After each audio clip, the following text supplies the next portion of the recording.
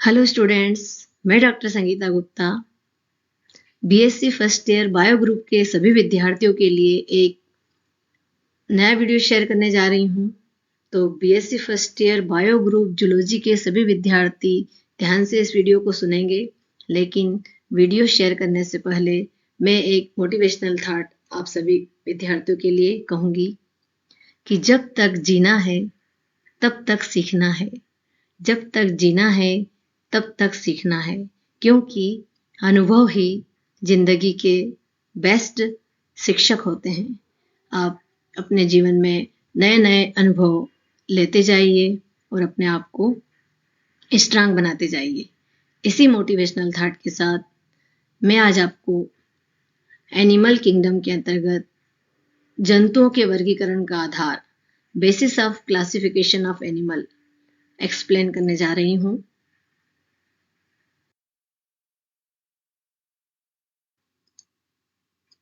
जंतुओं के वर्गीकरण का आधार, basis of classification of animal. आज इसे हम अच्छे से समझाने की कोशिश करेंगे। जंतुओं का वर्गीकरण निम्न आधार पर किया जा सकता है। कौन कौन से आधार पर किया जा सकता है? तो आपके सामने स्क्रीन पर ये 6 पॉइंट दिखाई दे रहे हैं। फर्स्ट है नंबर ऑफ सेल्स, कोशिकाओं की संख्या के आधार पर। सेकंड पॉइंट है habit and habitat. Third point है लेवल ऑफ ऑर्गेनाइजेशन, कोशिकीय संगठन। नेक्स्ट है सिमेट्री, और नेक्स्ट है germ layer and body plan और सेगमेंटेशन।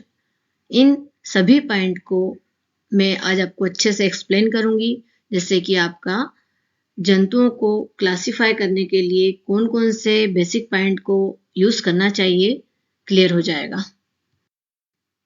तो फर्स्ट पॉइंट है कोशिकाओं की संख्या, नंबर ऑफ सेल्स। कोशिकाओं की संख्या के आधार पर जंतुओं को हम 2 भागों में डिवाइड कर सकते हैं। कौन कौन से 2 भाग है? फर्स्ट है प्रोटोजुआ, जिसके अंतर्गत यूनिसेलुलर एनिमल आते हैं, और मेटाजुआ, जिनके अंतर्गत मल्टीसेलुलर बहुकोशिकीय एनिमल को रखा। नेक्स्ट पॉइंट है हैबिट एंड हैबिटेट। एनिमल अलग अलग प्रकार के आवास स्थानों पर रहते हैं, और अलग अलग प्रकार के आवास स्थानों पर रहने के अकॉर्डिंग ही इन्हें हम अलग अलग भागों में डिवाइड कर सकते हैं। तो जैसे कुछ एनिमल फ्रेश वाटर में रहते हैं, कुछ एनिमल मराइन वाटर में रहते हैं, कुछ एरियल होते हैं, कुछ टेरेस्ट्रियल होते हैं। तो नदियों में बहने वाले जंतुओं को हम क्या कहेंगे? लोटिक कहेंगे। तो ध्यान रखना सभी विद्यार्थी, इस तरह के ऑब्जेक्टिव पूछे जाते हैं। आवास स्थान के आधार पर जंतुओं को किस प्रकार से बुलाया जाता है नामों से। तो जैसे नदियों में बहते जल में पाए जाने वाले जंतुओं को हम लोटिक कहेंगे। जो जंतु स्थिर जल में रहते हैं उन्हें क्या कहते हैं? तो लेंटिक कहते हैं। और ऐसे जंतु जो कि सरफेस पर पाए जाते हैं समुद्र की, तो उन्हें हम पेलेजिक कहेंगे। और ऐसे जंतु जो कि समुद्र के तल पर पाए जाते हैं उन्हें हम लिटोरल कहेंगे। तो इस प्रकार लोटिक, लेंटिक, पेलेजिक और लिटोरल पर ऑब्जेक्टिव बनते हैं, ध्यान रखिए। अब इसके बाद नेक्स्ट इंपॉर्टेंट पॉइंट है कि जो फ्रेश वाटर वाले एनिमल होते हैं उन्हें हम फिर 3 भागों में डिवाइड कर सकते हैं। किस तरह से डिवाइड कर सकते हैं? तो आपको समझाने के लिए मैं आप एक इमेज कीजिए कि एक तालाब आपके सामने है, और उस तालाब में उसको 3 हिस्सों में डिवाइड करना है तालाब को। सबसे गहराई वाला हिस्सा, उसके ठीक थोड़ा ऊपर वाला, और सबसे टॉप वाला। तो जो सबसे टॉप वाला होगा उसे हम क्या कहेंगे? उसे हम सबसे टॉप वाले को कहेंगे सरफेस जोन। ठीक है, उसे क्या कहेंगे हम? सरफेस जोन, जो सबसे टॉप वाला होता है। टॉप से थोड़ा यदि नीचे देखा जाएगा तो मिडिल वाला जो हिस्सा होगा उसे हम क्या कहेंगे? कॉलम जोन कहेंगे। और सबसे गहराई वाला, तालाब का सबसे जो गहराई वाला हिस्सा होगा उसे हम क्या कहेंगे? उसे हम कहेंगे बेंथिक जोन। तो इस तरह से यदि हम तालाब को 3 हिस्सों में डिवाइड कर लें, सबसे टॉप वाला सरफेस जोन, सबसे मिडिल वाला कॉलम जोन, और सबसे गहराई वाला जो होगा वो होगा बेंथिक जोन। तो यहाँ पर ऑब्जेक्टिव पूछे जाते हैं। ध्यान रखना, ध्यान से सुन लीजिए कि जो सरफेस पर रहने वाले एनिमल होते हैं उन्हें हम न्यूस्टन कहते हैं, और जो कॉलम पर रहने वाले एनिमल होते हैं उन्हें हम नेक्टन कहते हैं, और जो बेंथोस जोन कहेंगे, जो बेंथिक लेयर में पाए जाते हैं उन्हें हम बेंथोस एनिमल कहेंगे। तो यहाँ पर जो सरफेस पर रहने वाले एनिमल होते हैं उनका एग्जाम्पल है जैसे कतला फिश, तो उन्हें हम कतला फिश को हम कहेंगे सरफेस फीडर होती है वो। और जो लेबियोरहोइता होती है वो होती है कॉलम फीडर होती है, कॉलम में रहती है, बीच वाले एरिया में रहती है। और एक होती है मृगल जो होती है सबसे गहराई में रहती है ये। तो यहाँ पर किस तरह से ऑब्जेक्टिव पूछा जा सकता है, ध्यान रखिए कि फॉर एग्जाम्पल इस तरह से ऑब्जेक्टिव पूछ लिया जाएगा कि कतला फिश सरफेस फीडर है या कॉलम फीडर है। तो आपको ध्यान रखना है कि कतला फिश जो होती है तालाब में सबसे ऊपरी सरफेस पर रहती है और इसलिए से हम कहते हैं सरफेस फीडर। तो कतला फिश सरफेस फीडर होगी। और जो बीच में रहती है लेबियो रोहिता उसे हम कॉलम फीडर कहेंगे। और जो मृगल होती है सेरिना मृगला, ये जो मृगल फिशेस होती है वो सबसे गहराई में रहती है। तो इस तरह से आपको फ्रेश वाटर में रहने वाले एनिमल को भी अच्छे से ध्यान से समझना होगा। अभी हमने एक्वेटिक एनिमल की बात करी, अब हम बात करते हैं टेरेस्ट्रियल एनिमल की, जो स्थलीय आवास, जो कि जमीन पर रहने वाले जंतु होते हैं उनकी बात कर लेते हैं। तो उसमें फर्स्ट है अर्बोरियल, ऐसे एनिमल जो पेड़ों पर रहते हैं जिन्हें हम क्या कहेंगे, अर्बोरियल कहेंगे, जैसे गिलहरी है। इसी के बाद नेक्स्ट है जैसे फोसोरियल एनिमल्स, तो ऐसे एनिमल जो कि बिल बनाकर रहते हैं उन्हें हम क्या कहेंगे, फोसोरियल कहेंगे, जैसे फॉर एग्जांपल चूहे हैं, रेबिट है। इसके बाद नेक्स्ट होते हैं कर्सोरियल एनिमल्स, ऐसे एनिमल जो कि फास्ट रनर होते हैं, जो तेज दौड़ने वाले होते हैं।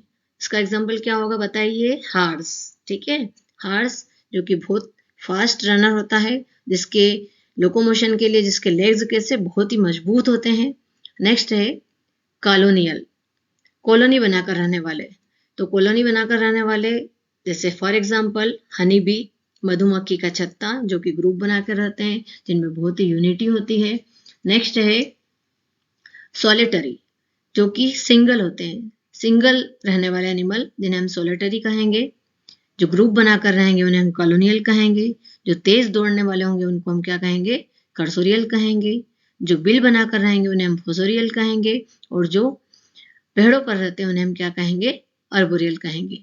एक और है लास्ट में gregarious, they live in groups but do not help each other, जो कि ग्रुप में तो रहते हैं लेकिन एक दूसरे की हेल्प नहीं करते हैं। तो उसका एग्जाम्पल हो जाएगा ग्रासहॉपर। अब नेक्स्ट पॉइंट है लेवल ऑफ ऑर्गेनाइजेशन। तो लेवल ऑफ ऑर्गेनाइजेशन को समझने से पहले आपके सामने ये स्लाइड दिखाई दे रही है, इसे हम समझ लेते हैं अच्छे से। यदि हम नॉन लिविंग और लिविंग की बात करेंगे, तो यदि नॉन लिविंग की बात करेंगे तो सबसे पहले आपके सामने आएगा एटम्स, फिर मॉलिक्यूल्स या कंपाउंड्स, उसके बाद ऑर्गेनेल्स। और यदि हम लिविंग की बात करते हैं तो सबसे पहले हमारे सामने आती है सेल। अब सेल क्या होती है, सभी जानते होंगे सेल क्या होती है। सेल को हम स्ट्रक्चरल और फंक्शनल यूनिट कहते हैं। अब ये बताइए कि सेल को हमने स्ट्रक्चरल और फंक्शनल यूनिट कहा, बट सेल को स्ट्रक्चरल और फंक्शनल यूनिट क्यों कहा, क्योंकि इसमें सारी मेटाबॉलिक एक्टिविटी सेल के अंदर ही होती है, इसलिए हम सेल को स्ट्रक्चरल और फंक्शनल यूनिट कहते हैं। अब मेटाबॉलिक एक्टिविटी क्या होती है, फिर एक क्वेश्चन बन गया है। तो मेटाबॉलिक एक्टिविटी जिसके अंतर्गत दो रिएक्शन होती है, एक होती है एनाबॉलिक रिएक्शन और दूसरी होती है कैटाबॉलिक रिएक्शन। एनाबॉलिक रिएक्शन जिसमें स्मॉल को कॉम्प्लेक्स में कन्वर्ट किया जाता है। फॉर एग्जाम्पल फोटोसिंथेसिस, जिसमें कि भोजन का निर्माण होता है, फूड बनाया जाता है।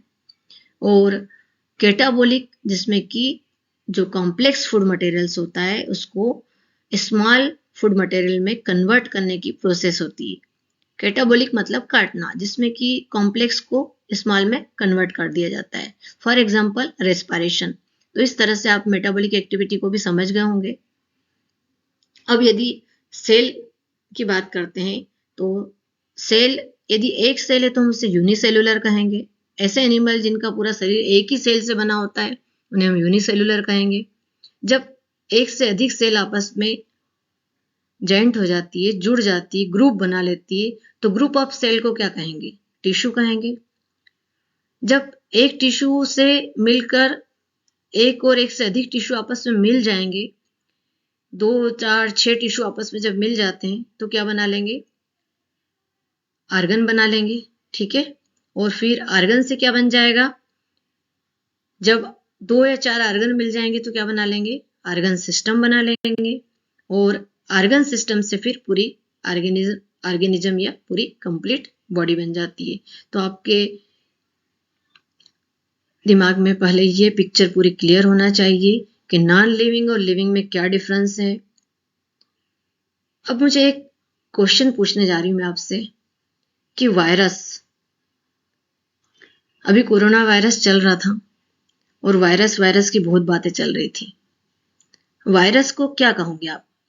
वायरस लिविंग होगा या नॉन लिविंग होगा? ये आपके लिए क्वेश्चन है। आप मुझे बताइए कि वायरस नॉन लिविंग है या लिविंग है।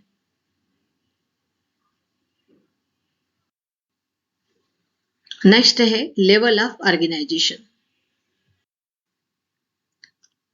What are the 5 level of organisation from smallest to largest? सबसे छोटे से लेकर सबसे बड़े तक के संगठनों के 5 स्तर कौन कौन से हो सकते हैं?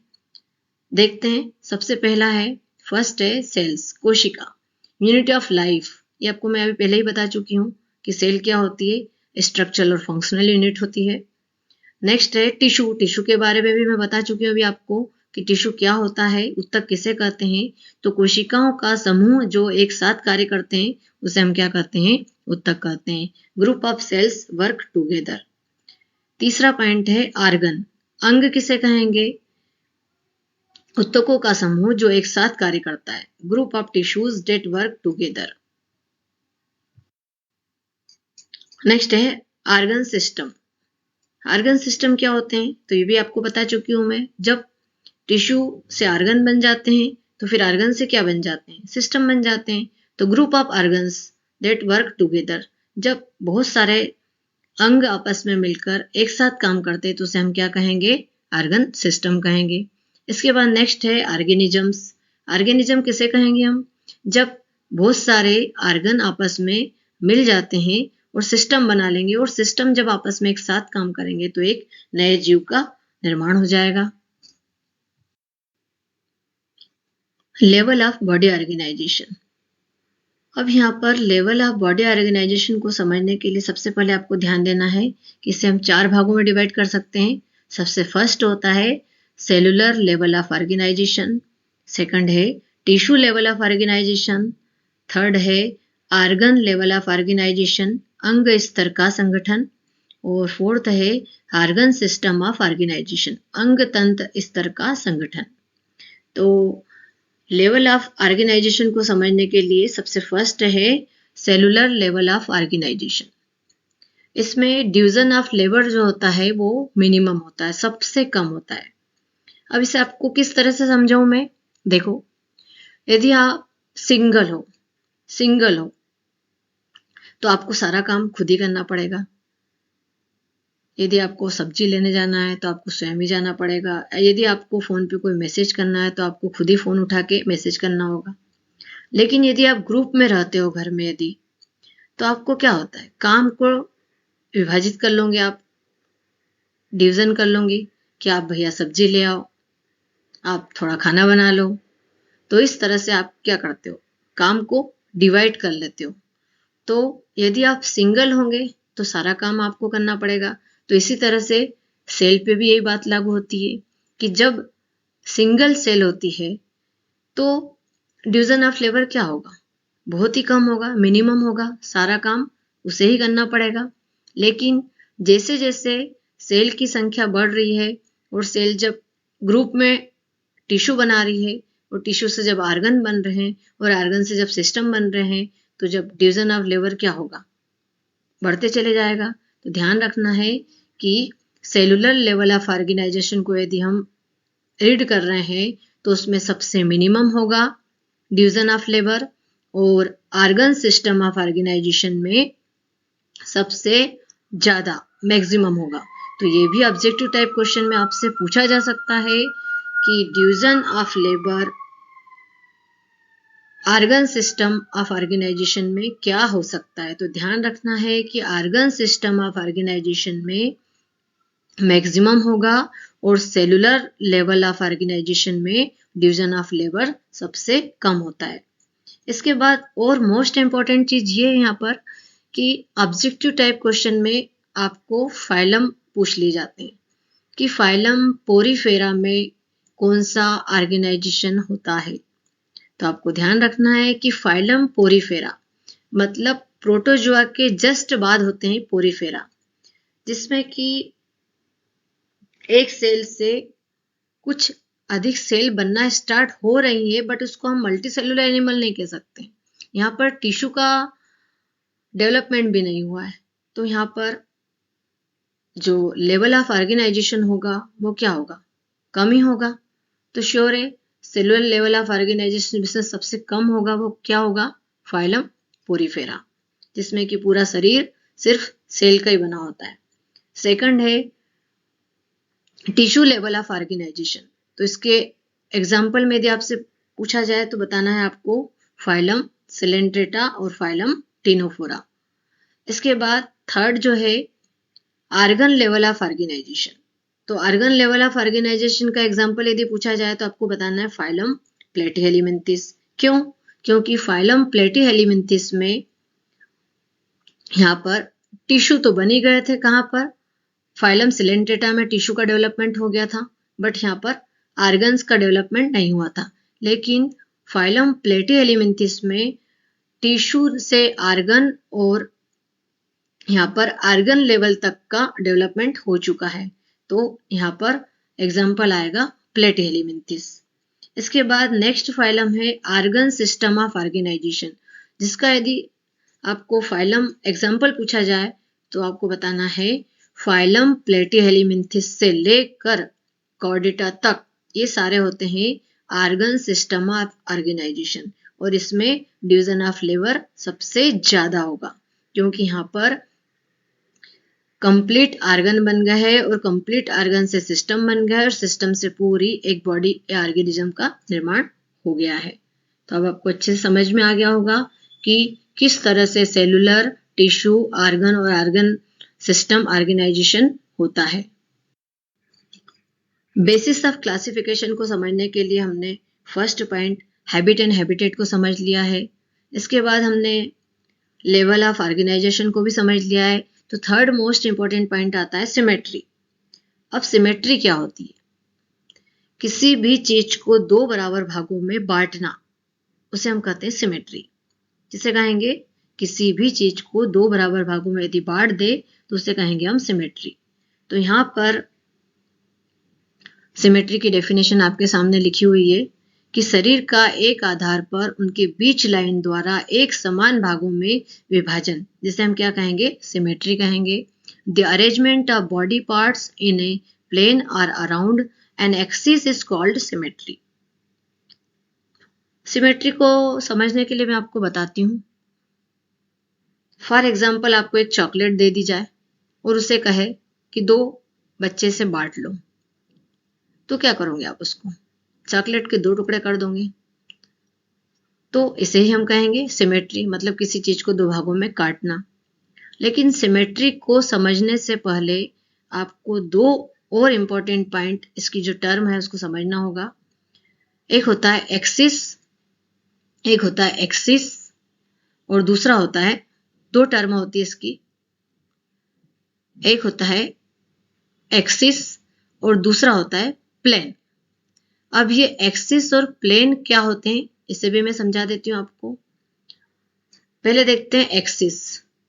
मान लीजिए मैंने आपको एक चॉकलेट दी और कहा है कि इस चॉकलेट को दो भागों में बांट लो और बराबर भागों में बांट के खा लो। तो आप उस चॉकलेट को देखते हुए जो भी इमेजिनरी लाइन बनाओगे सेंटर से कि किस सेंटर भाग से इसको काटना है, तो जो भी आपकी इमेजिनरी लाइन बनेगी, वो जो इमेजिनरी लाइन आपको दिखाई देगी कि मैं यहां से इसको कट लगाऊंगा, वो क्या होगा? उसका एक्सिस होगा। समझ रहे हो? अब इसके बाद नेक्स्ट है प्लेन। जब आप उस चॉकलेट को आपकी जो इमेजिनरी लाइन बन रही थी, जो सेंट्रल पर आपकी इमेजिनरी लाइन बना रहे थे, वहां से आपने उसको दो भागों में काट दिया, तो जो सरफेस प्रोड्यूस होगी, सरफेस प्रोड्यूस आफ्टर कटिंग, उसे हम क्या कहेंगे? प्लेन कहेंगे। तो अब आपको सिमेट्री अच्छे से समझ में आ गई होगी कि सिमेट्री मतलब किसी चीज को दो बराबर भागों में बांटना।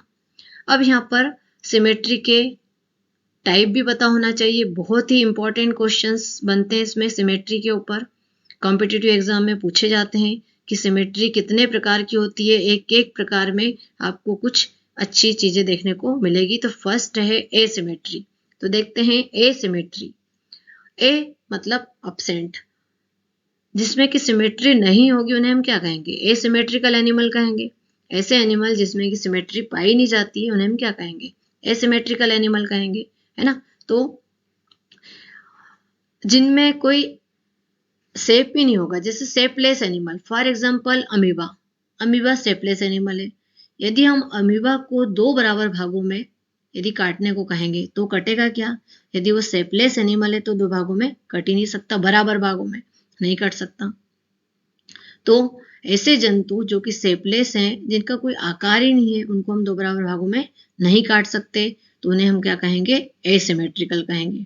तो एसिमेट्रिकल एनिमल के अंतर्गत कौन कौन से फाइलम आते हैं? तो फाइलम पोरीफेरा और सेकंड जो है गेस्ट्रोपोडा। गेस्ट्रोपोडा में जो स्नेल, जो घोंघा होते हैं, उनमें एसिमेट्री पाई जाती है, उन्हें हम इक्वल भागों में बराबर नहीं काट सकते। तो ध्यान रखना है कि एसिमेट्री के अंतर्गत कौन से फाइलम आते हैं। तो फर्स्ट है पोरीफेरा और सेकंड है गेस्ट्रोपोडा, जिसमें कि स्नेल को आप देख सकते हो। ठीक है, अभी आपने एसिमेट्री को समझ लिया है। अब हम देखते हैं सिमेट्री। सिमेट्री दो प्रकार की होती है और ये मेटाजोआ जंतु में देखी गई है। इसे फर्स्ट है रेडियल सिमेट्री। जिन जंतुओं में रेडियल सिमेट्री होती है उन्हें हम क्या कहते हैं? रेडिएटा कहते हैं। अब रेडियल सिमेट्री क्या होती है? एक तल पे शरीर को लंबाई में कई रेखाओं में समान अर्ध भागों में बांटना, जिसे हम कहते हैं रेडियल सिमेट्री। अब इसे समझाने के लिए मैं आपको ये जो सिमेट्री होती है सिलेंट्रेटा में पाई जाती है, ध्यान रखना, और टिनोफोरा फाइलम में पाई जाती है। तो सिलेंट्रेटा में कोई एक एग्जांपल बताइए मुझे सिलेंट्रेटा एनिमल का, सिलेंट्रेटा फाइलम का एक एग्जांपल, जल्दी, fast. Yes yes yes, hydra. ठीक है, यस, हाइड्रा। तो फॉर एग्जांपल आप हाइड्रा को इमेज कीजिए, या छोड़ो हाइड्रा को छोड़ो, एक ये बॉक्स दिखाई दे रहा है मेरे सामने आपको, ये एक बॉक्स। तो ये मान लीजिए हाइड्रा है, या तो इसे एक बॉक्स मान लीजिए। अब ये इसका टॉप है और ये इसका बॉटम है। तो ये हाइड्रा है। तो इसका जो ये टॉप है, यहां पर देखिए ये जो टॉप है, इसका सेंटर पॉइंट क्या होगा? ये होगा। तो इसी तरह से यदि मैं इसको हाइड्रा मान रही हूं, तो हाइड्रा का जो ये टॉप पर जो सेंटर पॉइंट होता है, इसको हम कहते हैं, यहाँ पर ये जो सेंटर पॉइंट होता है, इसको हम क्या कहते हैं? हाइपोस्टोम। क्या कहते हैं? हाइपोस्टोम। सेंट्रल पॉइंट या सेंट्रल एक्सिस कहो या इसको हाइपोस्टोम कहो यहाँ पर। तो इस सेंट्रल एक्सिस से दो बराबर भागों में यदि हम हाइड्रा को काटते हैं तो वो दो बराबर भागों में डिवाइड हो जाएगा। तो इस तरह से ये जो सेंट्रल एक्सिस दिखाई दे रहा है, यहां से यदि मैं इस बॉक्स को भी यदि काटूंगी तो ये दो बराबर भागों में कट जाएगा।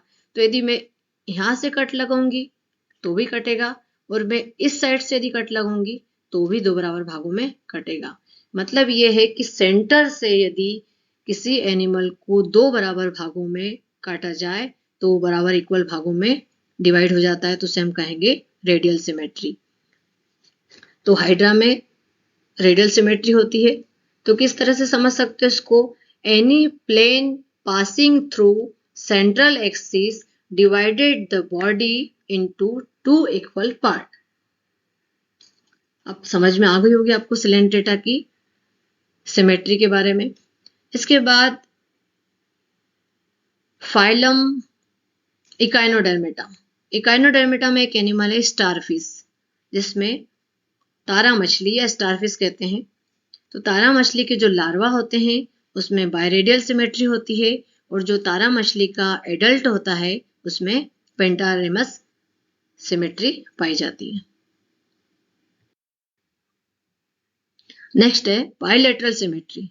तो अभी आपको रेडियल सिमेट्री बताई मैंने कि सेंट्रल एक्सिस को ध्यान में रख के कट लगाना और दो बराबर भागों में बांटना। लेकिन अब मैं यहाँ पर बता रही हूँ आपको बायलैटरल सिमेट्री। तो ऐसे जंतु जिनमें बायलैटरल सिमेट्री पाई जाती है उन्हें हम क्या कहेंगे? तो उन्हें हम कहेंगे बायलेट्रिया। अब इस प्रकार की सिमेट्री में क्या होगा? जब लंबाई में केवल मध्य रेखा से ही दो समान भागों में से बांटा जा सकता है।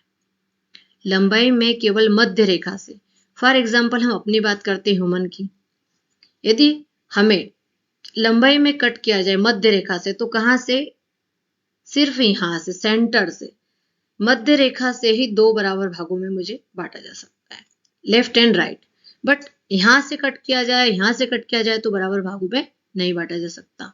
तो ध्यान रखना है कि सिर्फ मध्य रेखा से दो बराबर भागों में यदि एनिमल को बांटा जाए और वो बराबर भागों में बढ़ जाता है तो कौन सी सिमेट्री होगी? बायलैटरल सिमेट्री होगी। तो इसे इस तरह से भी समझ सकते हो कि only one plane passing through central axis divided body into two equal part। अब इसके एग्जाम्पल, तो फाइलम प्लेटीहेलिमिन्थिस से लेकर कार्डेटा तक सभी को इसमें शामिल किया जा सकता है। सिर्फ एकाइनोडर्मेटा के एनिमल एडल्ट एकाइनोडर्मेटा में कौन सी सिमेट्री बताई थी? अभी मैंने आपको पेंटारेमस सिमेट्री बताई थी। तो उसे छोड़कर बाकी प्लेटीहेलिमिन्थिस से कॉर्डेट तक सभी में बायलैटरल सिमेट्री देखी जा सकती है। यहाँ आपको एग्जाम्पल दिखाई दे रहे हैं, रेडियल सिमेट्री और बायलैटरल सिमेट्री।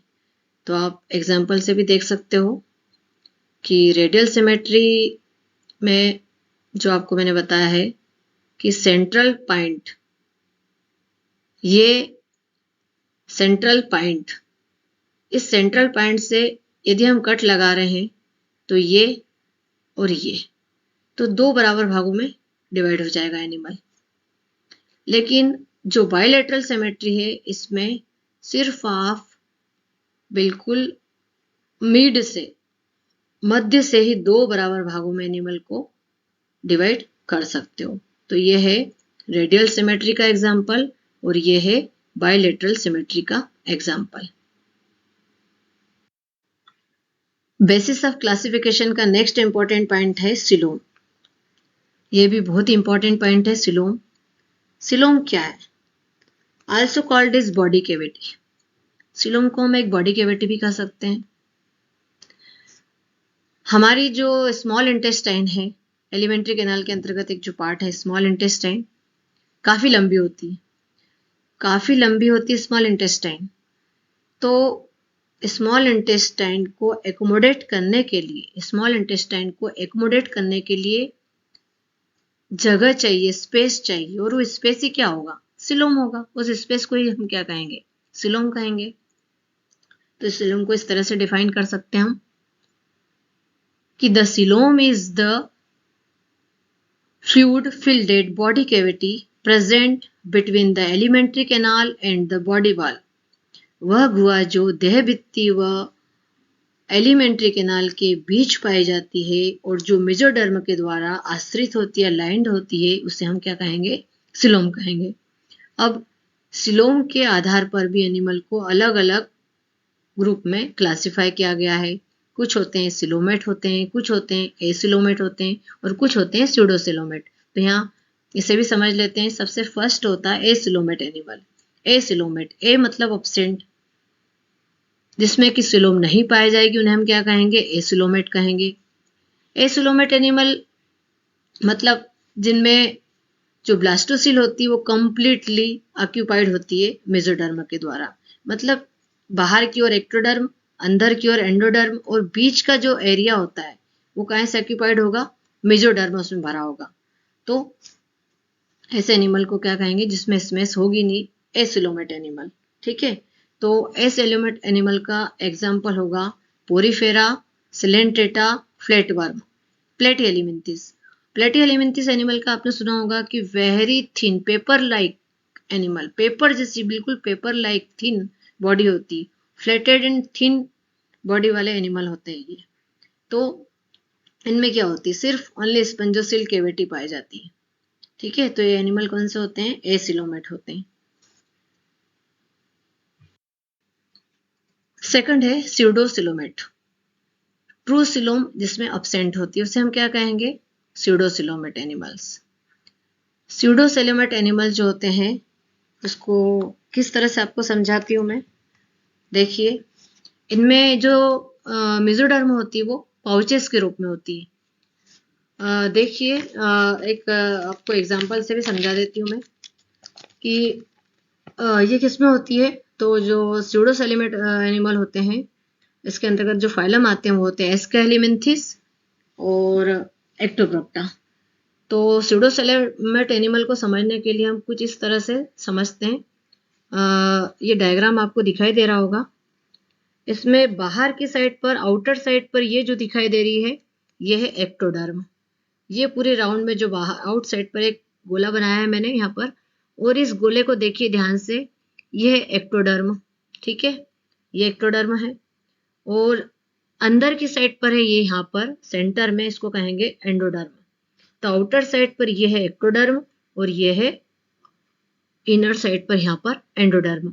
और जो बीच की जो खाली जगह दिखाई दे रही है, ये जो खाली जगह है यहाँ पर आपको ये जो डार्क सर्कल दिखाई दे रहे हैं, ये जो डार्क सर्कल है, ये इस तरह से जो मैंने डार्क सर्कल बनाए हैं यहाँ पर, ये जो डार्क सर्कल आउटर साइड पर एक्टोडर्म है यहाँ और इनर साइड पर यहाँ पर ये एंडोडर्म, और बीच में ये मेसोडर्मल पाउचेस। तो यहाँ पर मेसोडर्म क्या है, पाउच के रूप में दिखाई दे रही है। तो ये वाली होंगे, इसको क्या कहेंगे हम, स्यूडोसिलोमेट एनिमल कहेंगे, जिसमें कि मेसोडर्म कैसी होती है, पाउचेस के रूप में होती है, भरी होती है यहाँ पर बीच बीच में कैविटी में। ठीक है, अब इसके बाद नेक्स्ट होते हैं सिलोमेट। ठीक है, नेक्स्ट क्या है, सिलोमेट। जिनमें ट्रू सिलोम पाई जाती है उन्हें हम क्या कहेंगे, सिलोमेट एनिमल कहेंगे। और ऐसे एनिमल में की जो शरीर की जो गुहा होती है, जो कैविटी होती है, वो मेसोडर्म से लाइंड होती है। अब मेसोडर्म से किस तरह से लाइंड होती है इसे भी समझ लेते हैं। तो देखिए, एक और डायग्राम बता रही हूँ मैं आपको, वो क्लियर विजिबल है या नहीं है, पर मैं कोशिश कर रही हूँ आपको बताने की। कि फॉर एग्जाम्पल ये दो डार्क लाइन दिखाई दे रही है, आपको दिखाई दे रही होगी। तो ये जो डार्क लाइन है इसके बाहर की साइड पर देखो, इसे हम कहेंगे एक्टोडर्म। ठीक है, और जस्ट इस लाइन की जो नीचे होती है उसको क्या कहेंगे हम, मेसोडर्म। क्या कहेंगे, मेसोडर्म। जस्ट ऐसे नीचे देखो, ये हो जाएगी एंडोडर्म, और एंडोडर्म के जस्ट नीचे इधर अंदर की साइड पर देखोगे तो इसको कहेंगे मेसोडर्म। तो मतलब आउटर साइड पर एक्टोडर्म है और इधर बाहर की साइड पर नीचे देखेंगे तो इधर एंडोडर्म है, और यहाँ पर ये मेसोडर्म है और ये भी क्या है, मेसोडर्म है। और बीच में जो ये स्पेस दिखाई दे रही है, इस स्पेस को कहेंगे हम ट्रू सिलोम। ठीक है, ये है ट्रू सिलोम। मतलब यहाँ पर आउटर एक्टोडर्म और मेसोडर्म, इन दोनों को मिलाकर हम कहेंगे पार्शियल पेरिटोनियम। क्या कहेंगे, पार्शियल पेरिटोनियम। एक्टोडर्म और आउटर एक्टोडर्म और मेसोडर्म को मिला के पार्शियल पेरिटोनियम होता है, और एंडोडर्म और मेसोडर्म को मिला के जो होता है उसको कहते हैं विसरल पेरिटोनियम। तो ये भी ध्यान रखना कि विसरल पेरिटोनियम और पार्शियल पेरिटोनियम क्या होता है। तो आपको अब यहाँ पर सिलोमेट एनिमल के बारे में भी समझ में आ गया होगा। यदि इसके एग्जाम्पल पूछे जाए तो आपको बताना है फाइलम एनेलिडा से लेकर कार्डेट तक के सभी एनिमल जो होते हैं वो कैसे होते हैं, सिलोमेट होते हैं, जिनमें ट्रू सिलोम प्रेजेंट होती है और जो मेसोडर्म से लाइंड होती है। अब जो सिलोमेट एनिमल होते हैं उनको फिर दो भागों में डिवाइड कर सकते हैं। तो ध्यान रखना है, फर्स्ट है साइजोसिलस एनिमल, साइजोसिलोमेटा, और दूसरा होता है एंड्रोसिलोमेटा। तो साइजोसिलस और एंड्रोसिलस क्या होते हैं, तो साइजोसिलस जो मेसोडर्म के फटने या स्प्लिटिंग से बनते हैं उन्हें हम साइजोसिलस कहते हैं। इसमें जो एग्जाम्पल होते हैं वो प्रोटोस्टेमिया फाइलम आते हैं, और जो एंट्रोसिलस होते हैं उनमें एम्ब्रियोनिक गट पाउचेस से बनती है सिलोम। कहाँ से बनती है? मेसोडर्म के थैलोस से बनती है, उसको हम कह सकते हैं एम्ब्रियोनिक गट पाउचेस से बनती है, तो उसको हम कहेंगे एंट्रोसिलस। इसमें ड्यूटेरोस्टोमिया के फाइलम आते हैं। अब आपके मन में क्वेश्चन बन रहा होगा कि प्रोटोस्टोमिया फाइलम क्या है और ड्यूटेरोस्टोमिया फाइलम क्या है। तो यहाँ पर ध्यान रखना है, इस पर भी बहुत सारे क्वेश्चन बनते हैं। प्रोटोस्टोमिया मतलब जिसमें कि पहले माउथ बनता है, जिसमें ऐसे एनिमल जिसमें पहले माउथ का विकास होता है तो वो प्रोटोस्टोमिया में आते हैं, और जिनमें बाद में माउथ का विकास होता है, ठीक है, जिसमें बाद में माउथ का विकास होता है उसको हम कहते हैं ड्यूटेरोस्टोमिया। तो साइजोसिलस के अंतर्गत कौन कौन से फाइलम आते हैं या प्रोटोस्टोमिया में कौन कौन से फाइलम आते हैं, तो याद रखने के लिए मैं आपको एक ट्रिक बता रही हूँ यहाँ पर कि किस तरह से साइजोसिलोमेटा के अंतर्गत कौन कौन से फाइलम को इंक्लूड किया गया है। तो साइजोसिलस मतलब एस से स्टार्ट होता है। एस मतलब स्वीट, स्वीट मतलब मीठा आम, ठीक है, आम। आम के लिए हम क्या बोलेंगे? एम। तो ए से आर्थ्रोपोडा और दूसरे ए से एनेलिडा और एम से मोलस्का। तो एनेलिडा, आर्थ्रोपोडा और मोलस्का, एनेलिडा, आर्थ्रोपोडा और मोलस्का, ये तीनों फाइलम प्रोटोस्टोमिया होते हैं। इनमें पहले माउथ का डेवलपमेंट होता है और ये है साइजोसिलस। और दूसरा होता है एंट्रोसिलस, जिसमें मैंने बताया अभी आपको कि एम्ब्रियोनिक गट पाउचेस से बनती है ये, और ये ड्यूटेरोस्टोम्स होते हैं, मतलब इनमें बाद में माउथ का डेवलपमेंट होता है। और इसके जो एग्जाम्पल होंगे वो होंगे इकाइनोडर्मेटा और हेमिकॉर्डेटा। तो यहाँ पर भी याद रखने के लिए आपको बता दूं कि जैसे एंट्रोसिलस का ई और इकाइनोडर्मेटा का ई, तो पहला आ जाएगा इकाइनोडर्मेटा, और इकाइनोडर्मेटा के जस्ट बाद क्या होता है? तो हेमिकॉर्डेटा होता है, और उसके बाद क्या होता है? कॉर्डेटा होता है। तो इकाइनोडर्मेटा, हेमिकॉर्डेटा और कॉर्डेटा, ये फाइलम को हम एंट्रोसिलस में रखेंगे। इसे मैं पहले ही समझा चुकी हूँ कि बायलेटरल सिमेट्री, जिसमें कि उसकी एम्ब्रियोलॉजी के आधार पर एनिमल को कितने भागों में डिवाइड किया गया है, तो बोलूँगी 2 भागों में डिवाइड किया जा सकता है, प्रोटोस्टोमिया और ड्यूटेरोस्टोमिया, जिसमें कि पहले माउथ का डेवलपमेंट होता है और इन जंतुओं में माउथ का निर्माण ब्लास्टोपोड से नहीं होता है और इनमें ब्लास्टोपोड से माउथ का निर्माण होता है। ये आपको मैं पहले ही बता चुकी हूँ। एनेलिडा, आर्थ्रोपोडा, मोलस्का इसमें आएंगे, और इसमें आएंगे तो बोलूँगे आप इसमें इकाइनोडर्मेटा, हेमिकॉर्डेटा और कॉर्डेटा इसमें इंक्लूड किया गया है। बेसिस ऑफ क्लासिफिकेशन का नेक्स्ट इंपॉर्टेंट पॉइंट होगा बॉडी प्लान। अब बॉडी प्लान को देख लेते हैं। तो इसे समझने के लिए इसे 2 भागों में डिवाइड किया जा सकता है बॉडी प्लान को। एक होता है, फर्स्ट है ब्लाइंड सेक बॉडी प्लान। ये क्या होता है? यदि हम एक बैग या थैले की बात करें, तो बैग या थैले का, यदि हम बैग या थैले की बात करेंगे तो उसमें एक ही ओपनिंग होगी, उसी से हम किसी चीज को डाल रहे हैं उसके अंदर और उसी से हम किसी चीज को निकाल रहे हैं। तो मतलब जिसमें एक ही ओपनिंग होगी, सिंगल ओपनिंग्स, समझ रहे हो? यदि हम एक बैग या झोले की बात करते हैं तो हमने इसमें कोई सामान डाला है, वो यहीं से हम निकालेंगे, तो ओपनिंग क्या है? एक है। तो जिसमें एक ही ओपनिंग होती है, सिंगल ओपनिंग होती है, जिसमें माउथ और एनस का कोई कंसेप्ट नहीं होता है, जिसमें डाइजेस्टिव सिस्टम भी इनकम्प्लीट होता है, ठीक है, उसे हम कहेंगे ब्लाइंड सेक बॉडी प्लान। ठीक है, तो इस तरह से हम यहाँ समझ सकते हैं इसको कि the blind sac body plan is the body plan where there is single openings of the digestive system. इसमें एनस और माउथ ऐसे 2 कॉन्सेप्ट नहीं होंगे। तो ब्लाइंड सेक समझ गए आप लोग। तो ये होता है फाइलम सिलेंट्रेटा और प्लेटिहेल्मिन्थेस में। ठीक है, अब नेक्स्ट देखते हैं। नेक्स्ट है tube with in A tube plan.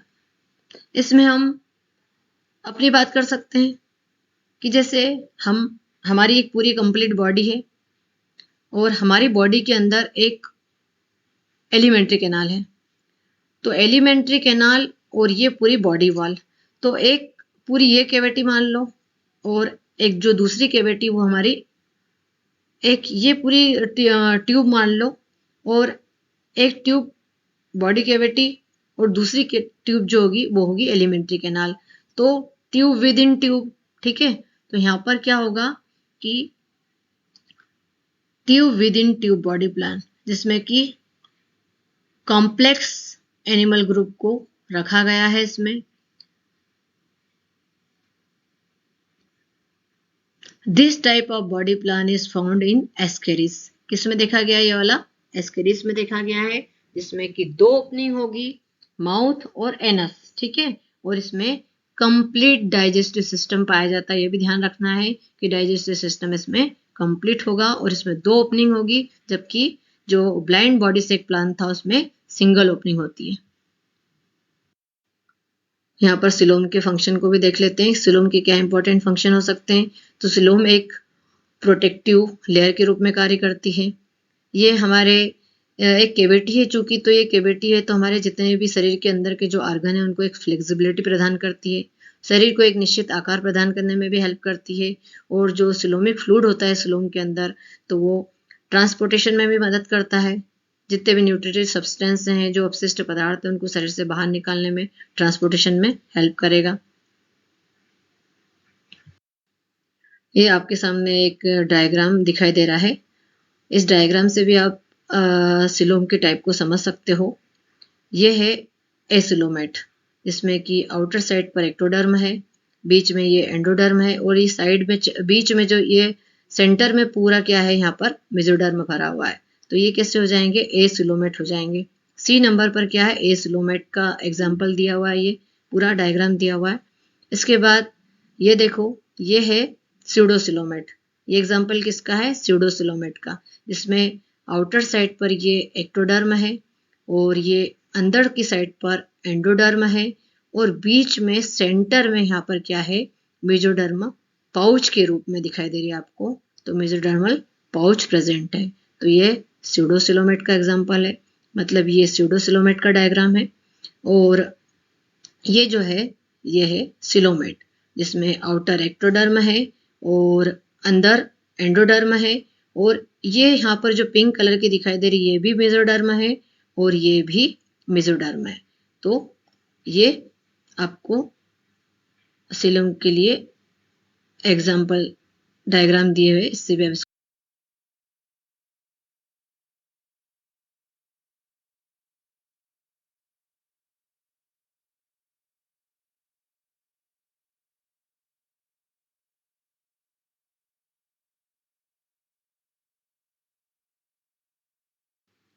Next important point है जनन स्तर या जर्मिनल लेयर।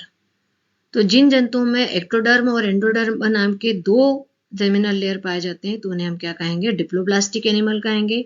और जिनमें एक्टोडर्म, एंडोडर्म और मेसोडर्म तीन लेयर पाए जाते हैं, एक्टोडर्म, एंडोडर्म, मेसोडर्म, तीन जनन स्तर पाए जाते हैं, तो उन्हें हम क्या कहते हैं? ट्रिप्लोब्लास्टिक कहते हैं। ठीक है। तो जो डिप्लोब्लास्टिक है उसके एग्जाम्पल है सिलेंट्रेटा और टीनोफोरा। ठीक है, ये डिप्लोब्लास्टिक के एग्जाम्पल है। और यदि हम ट्रिप्लोब्लास्टिक एनिमल की बात करते हैं तो फाइलम प्लेटीहेलमिन्थिस से लेकर कॉर्डेटा तक सभी एनिमल क्या हो जाएंगे? ट्रिप्लोब्लास्टिक हो जाएंगे। ये डिप्लोब्लास्टिक और ट्रिप्लोब्लास्टिक का फिगर देख सकते हो आप, कि जिसमें एक्टोडर्म, एंडोडर्म और मेसोडर्म